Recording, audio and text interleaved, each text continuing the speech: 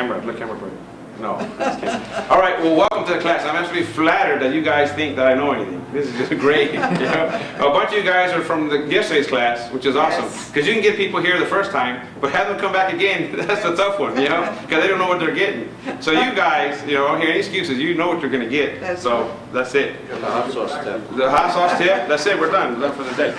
Now, for you that haven't been here, or don't know who I am, my name is Jose Fernandez. You had to think a minute. Joe. Yeah, it's been a long day. You know, I own a detailing business in Los Angeles, and we have a niche. What do they call it, niche or niche?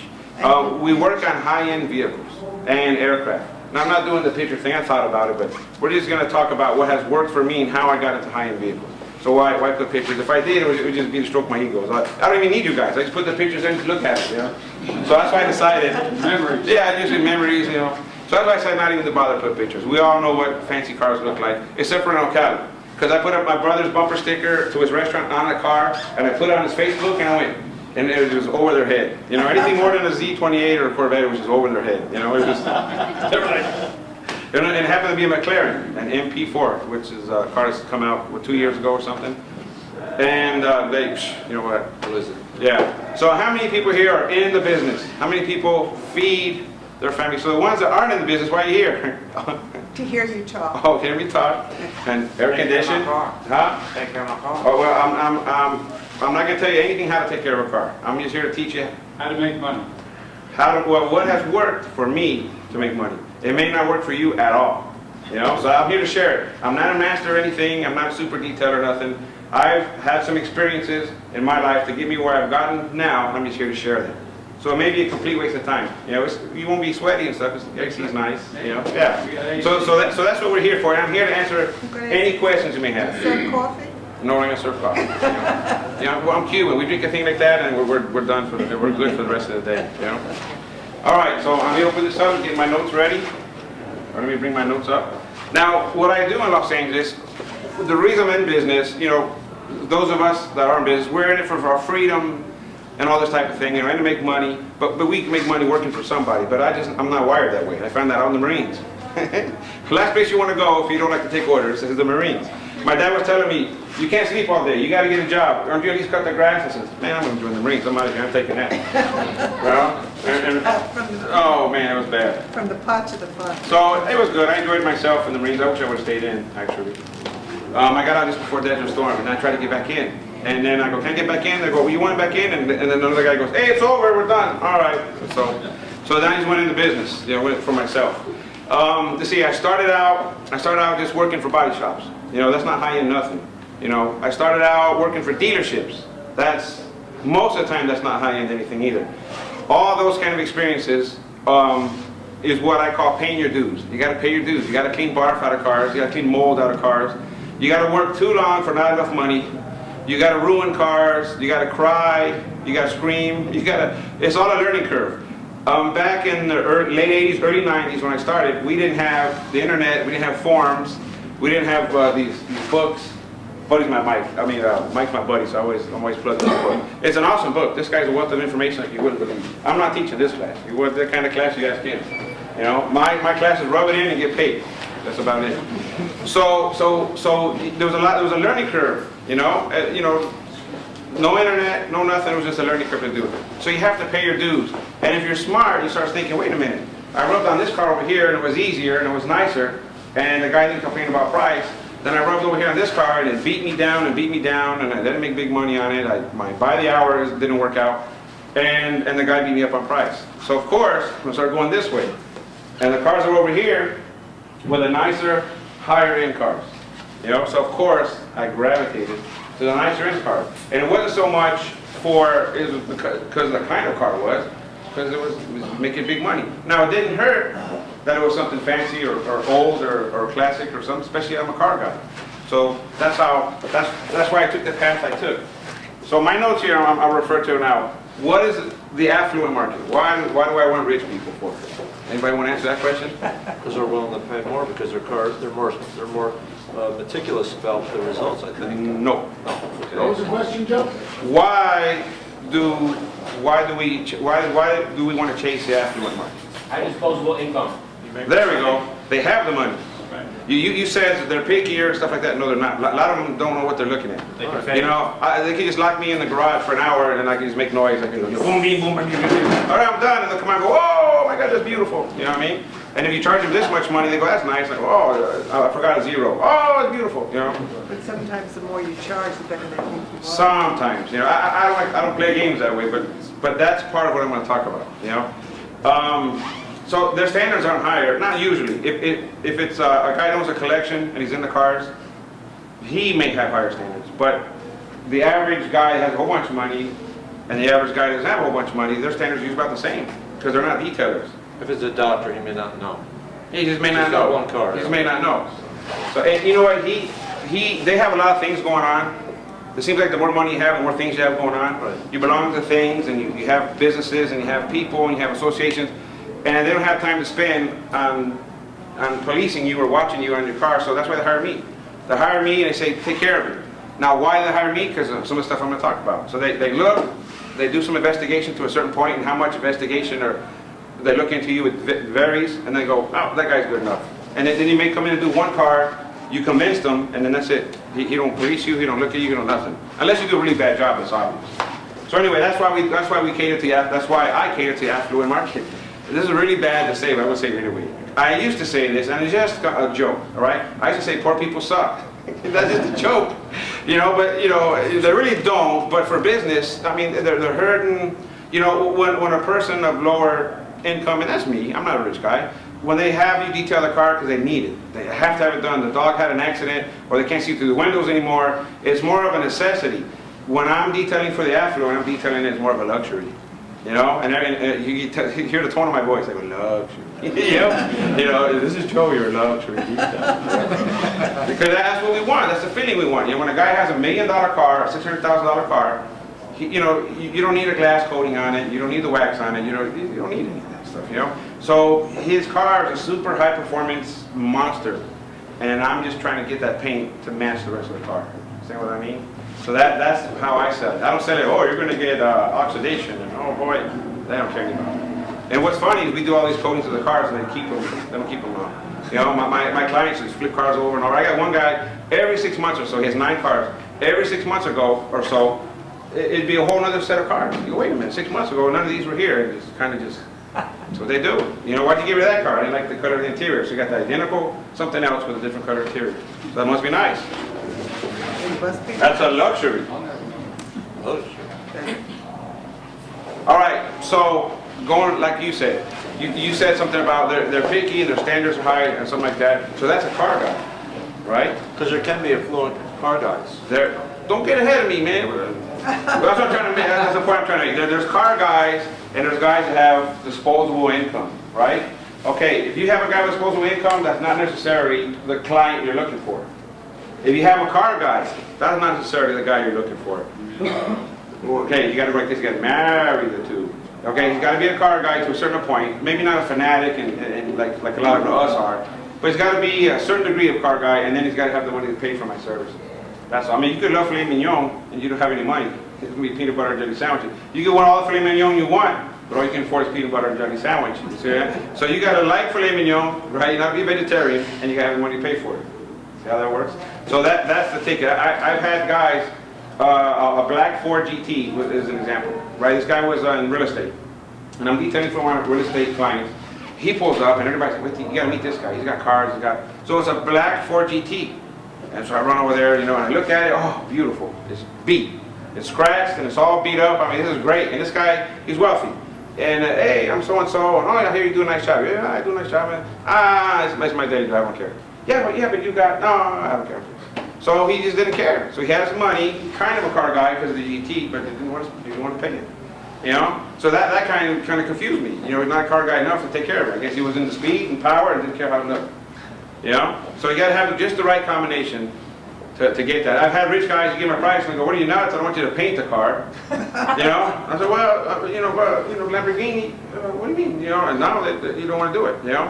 One guy who was my client, his father lives with him and they're wealthy, and the father's not into all that. We take care of the father's car because the son pays for all that, takes care of his car. So he got a rental once that was a Dodge Neon, and we're there doing S600s, we're doing these beautiful cars. and he's gonna go to work and he got a rental. And everybody's going nuts. Dad, you can't get a Dodge Neon. And he's like, he pulls up on the way out. Go see this. He goes, this is a car. Nobody wants to steal it. It's cheap. He lives in a 17,000 square foot house in California, which would buy half of Florida here probably. Yeah. I live in a small house. My house is almost 400,000, and I'm looking to buy my mama house in Ocala, and we found beautiful houses for 75,000, 80,000. So prices, crazy. So that's the important part. You can't just go, oh, rich people, and show who you are. You're going to find the affluent, and the reason we want the affluent because they have disposable income, and then you got to pick out the ones that are car guys and appreciate my service. A lot of them don't appreciate it. A lot of them don't value their car. They don't take care of it. Like I said, they turn them over quick. You got to find the one that values his car as much as it shows them off a little bit. They like the performance. They're going to have it. They're going to show their buddies, and they want the best guy to come and take care of it. So that's the combination. Yes, sir. Joe, let me ask you, that guy with the GT, if you didn't want to pay, say, $1,000 to have it fully polished out, would you have approached him differently and said, okay, I'll wash and wax your car for $300? Well, there's two things about that. Number one, 300 wouldn't have taken care of it. It would have made it better, I guess. But he didn't give me a chance. He was, he parked, he got out, I came up, he wanted to go inside and conduct business with my client, and he was just kind of, and I almost had to grab by the shirt. I didn't have a chance to do the sales spiel. He wasn't at least a little bit interested. And it was just beat. I mean, we're all shot. And then I go back to my employees, and they're working in the parking lot, and they're, when do we do it? Nothing. You know what I mean? So maybe if somebody was interested and they want to invest the money in it, sometimes I'll get that from somebody who's wealthy, and they're going to trade a car in. Oh, I did a wealthy guy's cars. He had a bunch of cars with put glass coatings on all of them, except for a Rolls Royce. He was going to trade it in. So he just gave it something nice. I'm going to have it for a month or two, and that's it. But we glass coated all his other cars. And then what did he get? Oh, then he got a Bentley convertible, and then we glass coated that one. Yeah. He texted me, as a matter of fact, yesterday. Where you at? I'm teaching classes. You know what that means? Double. Oh. Yeah. No, I'm just Also, now the types. Pardon me? I'll only recommend you to give me an A. Well, California. California here. Now the types of vehicles I get to work on, oh, it's amazing. Well, I mean, when I first started working on these cars, I mean, $600,000 was like the last Lamborghini Aventador I did, and about a month ago we did a $2.6 million Enzo. That's just amazing cars. I get pumped up, and I get to drive them. Not all the time out fast. We move them around, rumble around, and that's fun. Sometimes my clients go, "Hey, take it." Are you serious? Yeah. And I got. It's bad enough I'm going fast, right? And I got my camera, paddle shifting, and and I get up, my knees are shaking. Oh, let me tell you a quick story about a ZR1 or Z06. It was about 10, 15 years ago when it first came out. So the client has a Cadillac, right? And that's, yeah, he was wealthy, but he's driving a Cadillac. So we get there one day, and in his spot there's a Corvette. And I forgot what edition it was, but it was a souped up, it wasn't a regular Corvette, ZR1 or something, Z06. So he goes, "You do those the same, don't you?" I said, "Well, when we wash these, we got to take them around the block to dry them off," as a joke. We can't just dry it off. He tosses me the keys and says, "Well, when you're done, thank you." What? So then it's all right. So I get all up, and I can't, this is amazing. So I get in there, and this is before I got into the higher end stuff. So Corvette was still, I love Corvettes, but this was way, So I get in there, and it's an industrial area, and I find a spot right next to the expressway, and it's a straight shot, there's no cars or nothing. And I'm shaking, and I wind it up, I get a red line, and I got in first gear, and I popped the clutch, and I'm going to do a burnout, right? It didn't do a burnout, it almost broke my neck. I just went, and, the whole front end's in the air, I'm just hanging on. And for a second, I don't know what I'm supposed to do, because I'm just amazed. And then my brain says, shift. And I look, and I'm all through the yellow, I'm kissing the red, and bam, I shift again, and it was just, I was just amazing. So then I'm out of road already. I don't know how fast I was going, but I had it maxed out. And I was kissing, on the tachometer, they have yellow, and it gets in the red, and I was getting in that red, just kissing that red, so I was just maxing it out. So I slowed down, and I got a few blocks to get back to his shop, and I'm shaking so bad, I keep stalling it, because I can't, I'm going, I got to restart it again, and I'm going, and so I get there, he's outside, so I get there, and I park, and I'm shaking, right? I'm trying to act cool. I go, "Hey, these things are pretty fast, aren't they?" And he goes, "Well, I don't know yet, because the first 500 miles, you got to take it easy." He goes, "So I'm going to take it easy, And then you break it in nice and easy. And I go, oh, that's a good idea. Hey, I hate to tell you that, I just broke it in. It's ready, man. Can you believe that? I mean, what does that mean? Yeah, I got a Corvette, take it for a spin. What was I going to do? You know what I mean? Go for a 35-mile-an-hour thing, you know? Oh, man. So anyway, so you got to target these kinds of cars. For, like, what cars I never get? I never get Cadillacs anymore. I get Escalades, but I don't get regular Cadillacs. I don't get Lincolns anymore. It seems like all these, that's what drives all the similar kind of cars. By far, we do Mercedes, BMWs, and Audis, are my top 3 cars, by far. So what does that tell you? You want this affluent guy who's a car guy, and he drives a Mercedes, BMW, or an Audi. That's kind of Profile. the right connection, yeah. Now, everybody politically correct is about race and this and that stuff, but it is what it is. A white male business owner is also my next #1 client. Second to that is a female white business owner, you know? And then after that is a business owner of any race. And then after that is somebody who works in a big company who's one of the higher officers of any race and any gender. So that's how it works out. And then now in my area there's a lot of Asians, and for years, for 15 years or so more, the Asians wouldn't spend $1 on me. They'd have a nice car and wouldn't spend $1 because that was their mentality of where they came from. Now the American-born generation is up and coming, and they're getting out of college, and they have money. And right now, #1 is my new customers are Asians. As a matter of fact, after here, I'm going to learn Mandarin. Yeah, because I'm telling you, I mean, you know, no, it's not just Chinese, but so they're my #1. So see how things change. Back in the old days, I used to live in one of the most populated, Asian-populated cities, and never had not one Asian client, because that generation didn't do that. Now to this day, my Asian clients, and a lot of Asians live together, parents, you know, generations live together, they tell me, my dad comes out and asks, and we're in front of a 10,000 square foot house, and I'm doing all the Mercedes. If my dad asks you how much for a car wash, you tell him $5, you know? Even because the dad will strangle him if he found out what he's paying to get a car wash, you know? What else do we got here? Any questions so far? No, Yeah, no we questions. answered them all. Answer them all. All right, so you wanna get into that, you wanna target that niche, okay? First of all, you gotta decide, is it in your area? Can you reach it? If you're in Bucktooth, Oklahoma, for example, right, and there's nothing but farm tractors, and you go, I'm gonna start doing Lamborghinis and Ferraris, you're probably not gonna do too good. Well, Lamborghini used to make tractors, so there might be one out there somewhere, you know? Porsche makes tractors. But, I mean, is it there? Is it accessible? I live in Southern California, the capital of the world, I think, other than Dubai or somewhere. Well, capital of the United States for sure, that has the highest concentration of exotic and high-end cars. Can you agree with that? Anybody here? No? Who? New York? Where's he? Okay, second, third biggest? Yeah? All right, bigger than Bucktooth, Oklahoma. Sure. There, I'll buy that. Yeah? Okay, but I mean, it's just everywhere. It's just ridiculous. And in Beverly Hills, for example, in that area of Bel Air, we've all seen on TV, because I'm not from there, so I remember thinking, you know, everything's just stars and glitter. But there is a small area there, the Wilshire District and Beverly Hills and Bel Air, kind of in that area. It's just, you see Bentleys and Ferraris and stuff like we see Honda Accords everywhere else. They're just all over the place. It's no big deal. It's just an average, your daily car. Yes, sir. The gay population, Mm-hmm. a lot of disposable income. Oh, they're great clients.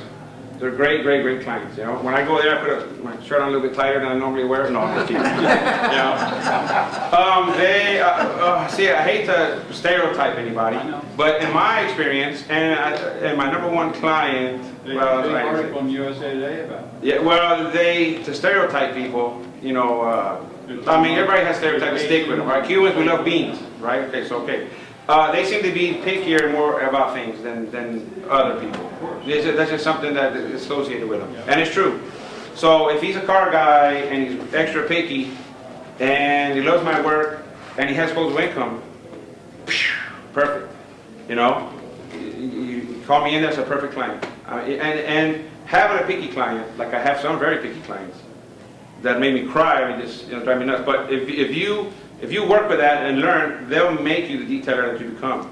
They have made me the detailer I am now, because our standards are so high. And I have clients, when I get new employees, I run them through there, when they're ready. Yeah. When I think they're ready, and I don't tell them what I'm doing, but I go, hey, you're going to come help me with so-and-so, and we run them through there, and I kind of let them hang themselves a little bit. The guy will come out, I can tell the guy, go give him help.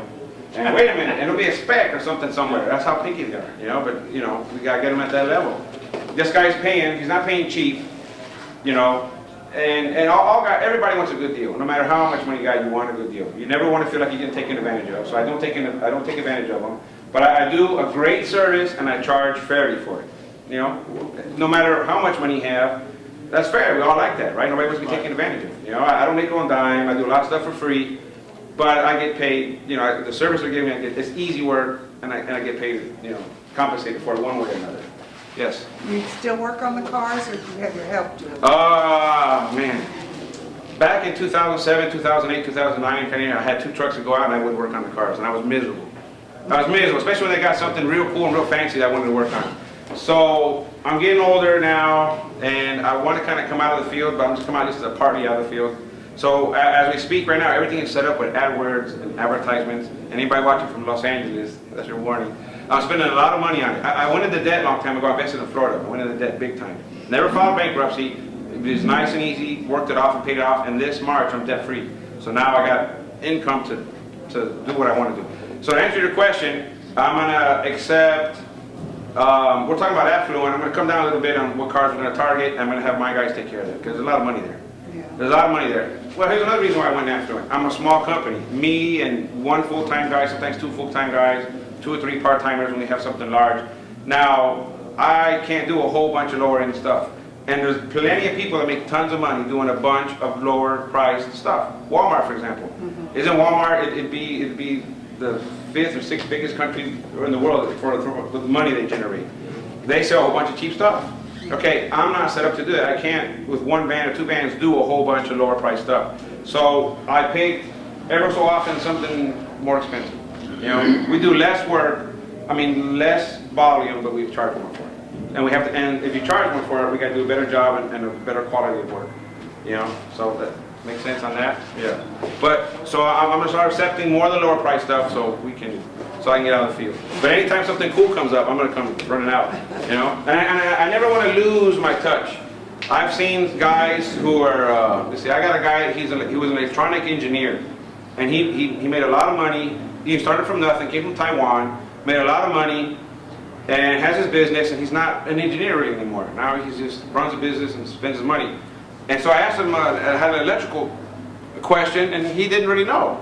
So you know what I mean? So when he started making the money, came out of the field, things have progressed, and he's still back. So that's like me if I would have come out of the field and I didn't know about clay. Back in the, you go, what about clay? What? You know? So I never want to lose that. I always want to be sharp and be on it. But now I can do it more for fun. Any questions? Yes, sir. How much competition do you have in that marketing location? Oh man, competition is crazy. The actual, going after that high-end market. I know there's a gazillion people up there. You know, I don't know. It's remarkably simple for some reason. I don't know why. Sometimes I'm shocked. You know what? Lucky for me, but lucky for a lot of detailers, if you're on your game, if you're on the ball, I tease people and I say, I'm not really that good or that special or that super. They're just so bad. You know, it makes me look good. We see stuff all the time. This is shocking.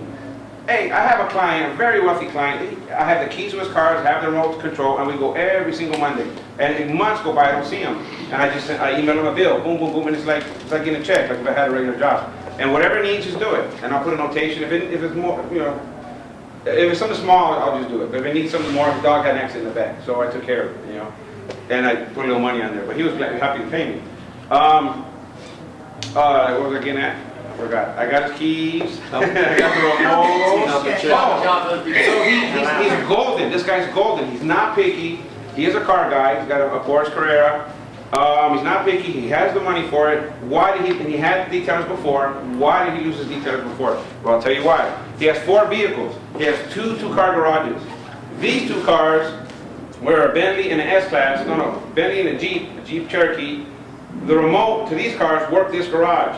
Over here, his S-Class and his Porsche Carrera, the remotes in these cars work this garage. His other detailers would come, take all the cars out, scramble them up, and just put them back, and now everything's just switched. So the cars are over here, one's over there, and then you come out and go, why is my car over here? Oh, what the heck? So you take it.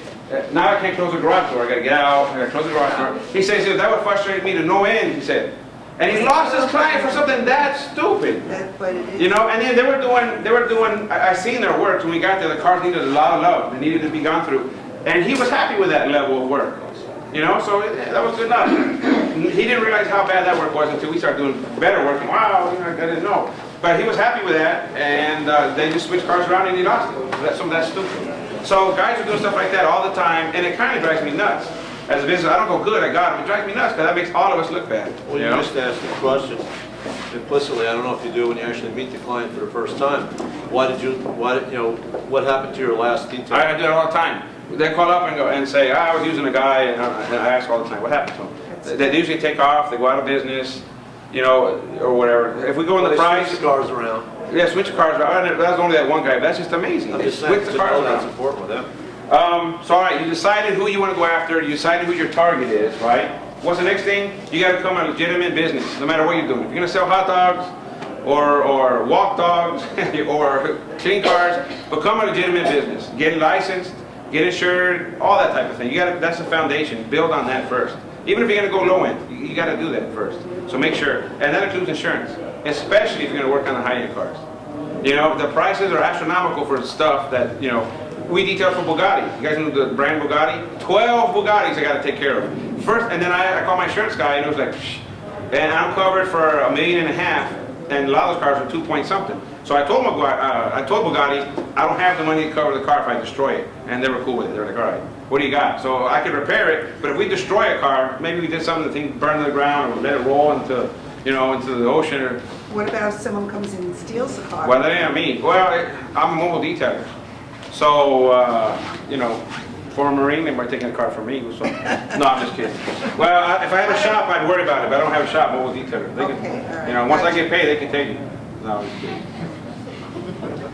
Now, you're legitimate business, right? Next, fine-tune your craft. Fine-tune it. Okay, we go and we dust off cars, and we don't, they're not very dirty, they're not swirly. Once we get them nice, they're not swirly for years. The only time we get swirls and stuff again is when they go buy a new car and the dealership prepped it and it's all beat up. So I get to charge a little extra and get it nice, and we get it in there. But you gotta fine tune your craft and be sharp all the time. There's one guy with a garage that I told you about. He has cars that almost need nothing. I took, some guys know a buddy of mine, Yvan. One day he came with me, we did a World War II bomber together. He was there a few days after the event was over. He came with me, looked at the cars I did, he says, what are we gonna do here? I said, look at them, they're filthy. He goes, you gotta be crazy, these things are beautiful. Well, I'm here to keep the dust off, or whatever it takes, A mosquito pooped on the fender, you gotta get that off. They're here for us to keep them at a super high level all the time. So even though that's easy, the Jeep, the guy with the toothbrush, the Jeep, his little dog pooped in the back.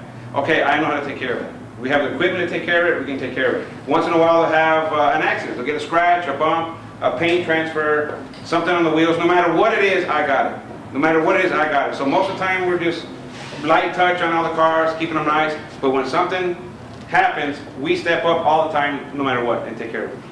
Leather interior, maybe a pin mark.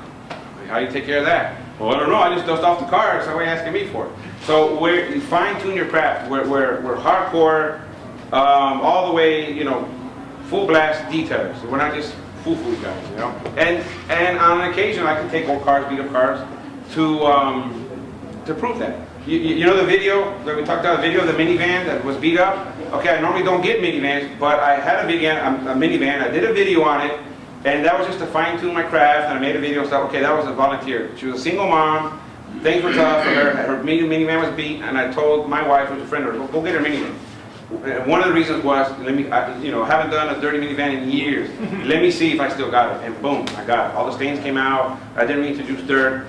It just came out beautiful. So I got to fine tune my craft. And then when the little dog poopy comes, handle it. No big deal. Right? Any questions? Yes? Is it all making sense? Right? So far we covered why you want to get affluent, who's the affluent, your target. When are you going to move to Florida? Oh, I don't know. I don't think so. I'm done with Florida. We have no mosquitoes, humidity in LA. So I'll sit in traffic all day long. But you have traffic. That's all right. But if you know what you're doing, you go around the traffic. You never get outside to There is get no going around the traffic. I've lived out there. So you don't drive. All right, the next thing, you fine tune your craft. The next thing I work on is customer service. That means answering the phone, caller ID, answer the phone on the first couple of rings. When I need you, you go out there. Even if I got nothing to do tomorrow, I make it seem like it was a big deal, Joe, something's wrong with my car. Can you come tomorrow morning? Oh, man, tomorrow. Let me call you back in 15 minutes. Then I go have a sandwich. Then I call back and I go, oh man, you're lucky. I had to move 10 people out of the way. One guy, this and that. You know, he was on his way to get a heart transplant, and I asked him, can you wait until after we detail your car? You know, make it like a big deal, you know? And then, oh man, I appreciate that, thank you, and then you go out. And sometimes you can charge more for it. But if they're a regular client, I don't. You know, so customer service is number one. Another part of customer service is putting the cars back in the garage where they go. You know, if we work in the garage like we do sometimes, clean the garage when we're done, we always leave the area cleaner than we found it, always. If we're in a driveway and there's leaves and 2 old newspapers that are wet that nobody ever picked up and a few things, we move the car out of there and we'll clean that up and we'll put the car back. So we go above and beyond. Any questions? Is it making sense? Is it any good? All right. I've not schools of pictures before, you know. More of customer service. Answer the phone first couple of rings. Always answer the emails all the time. I got it here. The billing's always got to be done when you say it's going to be done. Always have it clear. You know, you don't want it to be. You want them to understand it. Why you did what the prices are. Have everything itemized, and then we're completely hassle-free. More than one client, I have all the remotes in my van. Have all their keys. I probably should be saying that. Hey, maybe looking for my van now. Yeah. You know, well, you're right next to my pit bull. Yeah. Yeah. Well, we have their keys and we have the remotes and I got a gun. So nobody go in there. But the thing is, we're super convenient. You know, I've built a relationship with them that they trust us, and I have the keys and I have the remotes. And we go and we're just super convenient. They never have to worry about it. There's never an issue. The cars are always clean. And we take care of it. You know, that's the relationship you want. You want to build that trust and hold on to it and never, ever, ever, never, ever do anything to break that trust. I want to ask you about the behavior as far as, I want it done yesterday. Did you come across that? Because you're in a business sometimes where a clock may be... Well, it depends. But at your level up here, is that... Well, it depends if you've earned it. See what I'm trying to say? If it's one of my regular clients, I got a client, for example, let's see, one of my bigger ones. I think my biggest guy, I make like $35,000 a year from one guy only. If he calls and says, I want it yesterday, he got it yesterday. I mean, he got it right the second, believe me. If somebody who's going to use me that much, or somebody who's brand new, no. My loyalties are my main people first. And another thing also, if somebody new calls me and I want it now, and the person I'm going to do is not a regular client, I'll call and ask, hey, I got somebody, would you mind? If it's nothing pressing, a lot of people go, yeah, I'll come later, come tomorrow, I don't mind. Somebody goes, look, I need it done, I've been waiting for you. A lot of them, I'm booked up usually, sometimes a month. I'm trying not to, but sometimes a month out, but usually about 2 weeks out. Then I've been waiting for you, then I'll say, no, I can't. But if it's a regular client, there's about 6 of them that I'll move mountains for. Yeah, about 6 of them I'll move mountains for. Hey, I've lost clients. I've lost clients because somebody was new, they waited, one of my regulars needed me. One, I just did his car that morning. He went to work, he was a dermatologist. He went to work, I did a second car. I'm getting ready to go to a brand new client who's been waiting. His first car I did, he ran over paint. And he's panicking, oh, I got paint. So then I call the second guy, I go, no, I need you. Well, I'm sorry, I'm canceling. What do you mean you're canceling? You know, sorry. So I went back and I did the paint, removed the paint. I want to do it when it was fresh, and it wasn't that bad, but it took me the rest of the day, and I lost that guy. So, oh well. You know, it was a judgment call. I mean, who do you want to make happy? The brand new guy who may never use me again, may or may not, or my regular client. And he's been my client for 12 years. Another thing is, okay, you're legitimate, you're convenient, you're hassle-free, you gotta look the part. I see detailers go out there and they drive me crazy. Cut off jeans and they're sloppy and they're dirty. The van is sloppy and they're dirty. I don't care. The guy may do amazing work, but you don't look the part. You gotta look the part. You gotta, even if you're a bad detailer and you look good, you're gonna get farther than if you're good and look bad. Make sense? You know? So sometimes when I have a new client in the afternoon, we have clean shirts in the van. So we get all dirty and everything on the old shirt. We're gonna go see the new guy, put on a clean shirt. You know? We keep I'm a mobile detailer, we keep our equipment clean, we detail our equipment, we keep our vans clean. I see pictures on the forums of guys who have shops and stuff, and it's just a disaster. That drives me nuts. I want to have a shop like that, you know?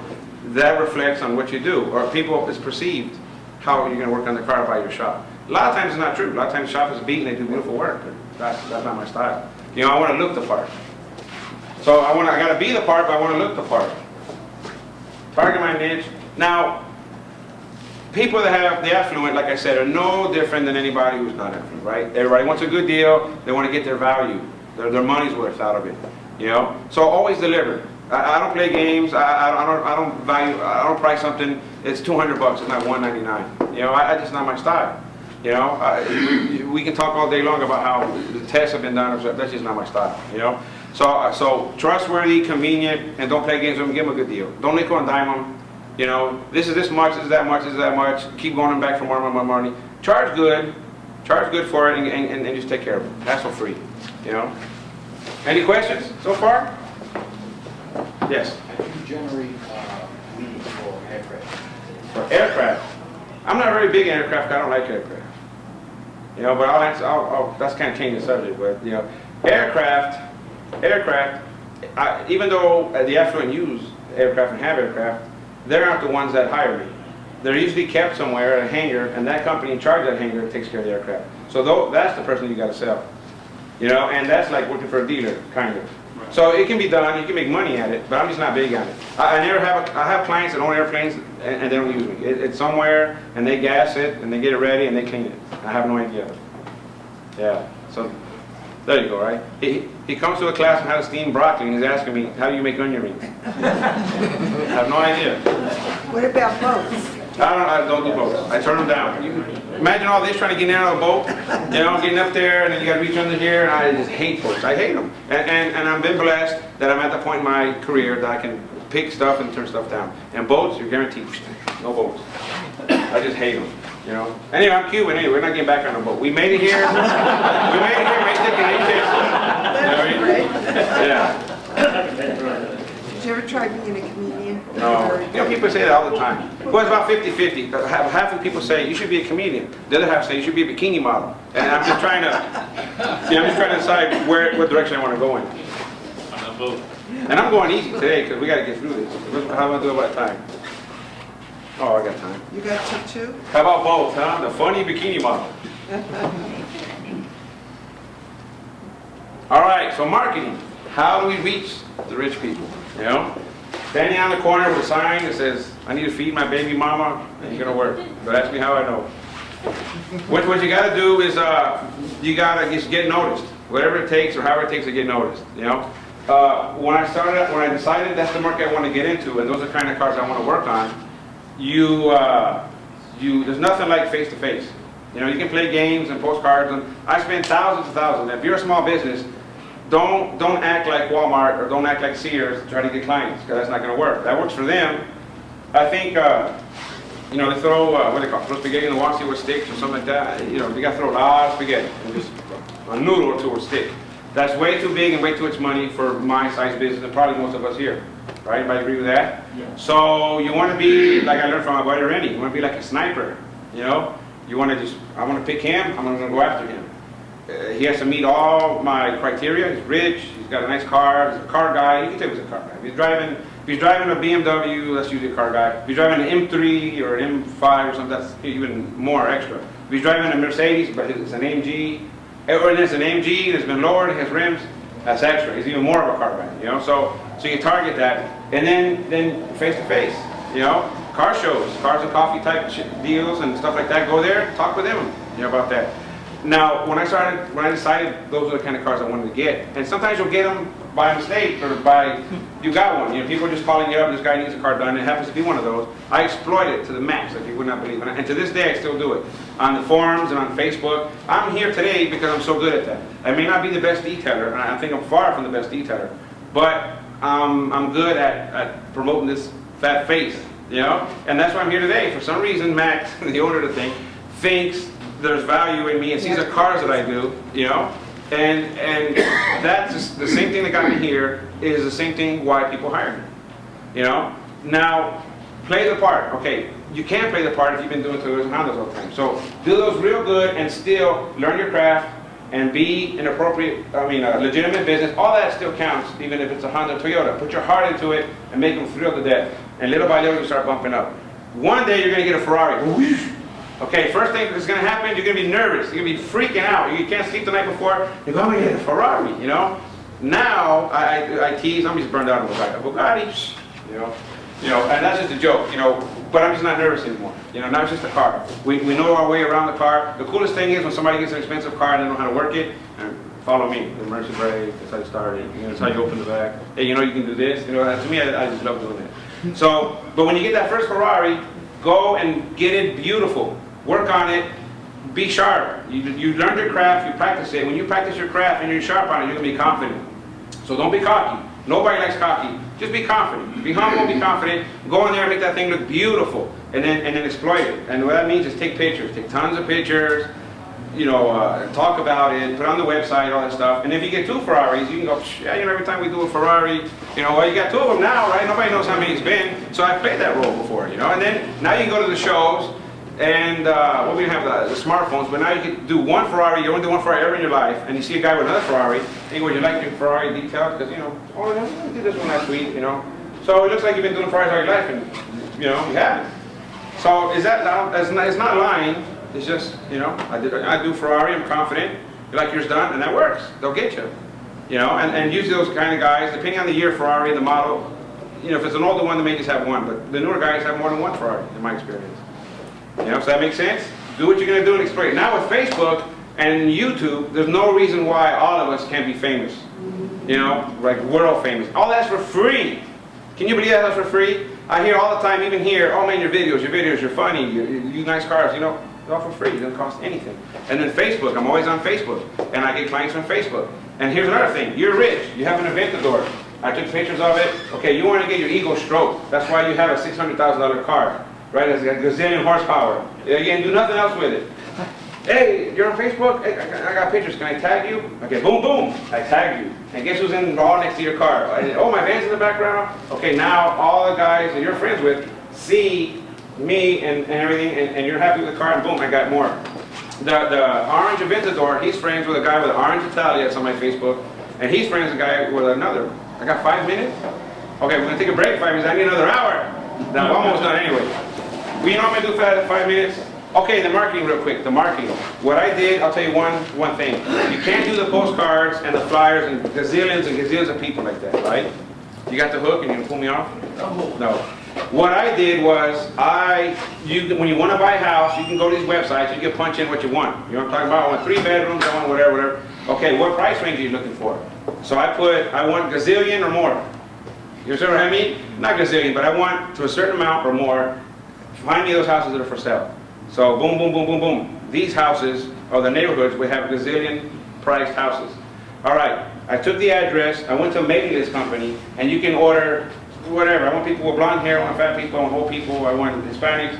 Okay, I want everybody within a 5-mile radius of this rich house. Whoosh! I just got the neighborhood, and I got the address. Then I send my postcards to them. And you can send a bunch of postcards over and over and over again, and maybe just get 1 client. And the 1 client with the 2 garages, where I make $1,200 a month from just washing his cars, I got him that way. See that? And I've got other ones that way. Just keep hitting them. Now, and most of those, well, all of those are gated. Now, I'm in the gate. That's it. You ruined it now, Like Miami, you should have kept the Cubans out. Once you let them in, it's all over. See what I'm trying to say? It's all over. I mean, I go in the neighborhoods that if your name is Jose, you better be washing cars or cutting grass. You know what I'm talking about? So any questions? I'll finish up with any questions at all, because I think I'm done. Yes. What publication? Do you do any of the publications or anything with an ad? No, don't. That's too broad. I want to be more. And a postcard to your house. I'm talking about the gay publications. The gay publications? No, I don't specifically target gay. I just target the affluent car guys. Broward and Dade, they have their own publication. Yeah, well, if you think that makes sense for your business, you can go for it. But I don't. Specifically, I don't. I just go for car guy and wealthy. He could be gay, he could be straight, he could be orange, he could be car guy and wealthy is mostly what I want. Anything else? Yes. Do you charge like an hourly? Is that how you? No. I have prices for services I offer. Oh, my number one, by far, like 80% of my income is routine, regular maintenance. People that I touch their cars, I would say every 2 months or more often. Most of them are just weekly. So see, and then I have my car wash package. You can't be on my car wash package unless we do your car every week. I don't wash your car, it's dirtier than a week. I mean, I will, but some of my clients go on a trip and they wash it first before I do it. And I go, you didn't have to do that. Oh, I don't know who you are. But hey, all right. Anything else? Coatings? Coatings, I love coatings. But I don't go through a lot of coatings because 80% are my regular. So I put a coating, if they get a brand new car, I can put a coating on it, and then we just maintain it. I don't put another coating until I get a brand new client with my 20%, or they mess up, or they get another new car and I put a coating. But I love coatings. For the smallest amount of work, you get this much money. is great. Love coatings. Yes, sir. Do you use waterless wash? Are you using that? Yes, I use Wet n Wild, traditional washing, and waterless wash. Whatever it needs. I'm not one way or the other, no matter what. Whatever it needs, we can Is do that it. coming with water issues? Is that coming a little more? No, it's usually for speed and for quality. These cars are a week dirty. Waterless wash, and it gives it shine and protection, and we're good. All right, what else? Quick, come on now. This is it. Don't ask me later, I'll be tired. All right, well, thank you very much, guys. I appreciate it. Wait. Selfie. I forgot. Selfie. We gotta do selfie. You want a brush? You all right? He's all fixing his hair. No, I'm just teasing. All right, ready? All right, 3, 2, 1. Cheese! All right, thank you. I appreciate it. Thank you for coming. I'm flattered.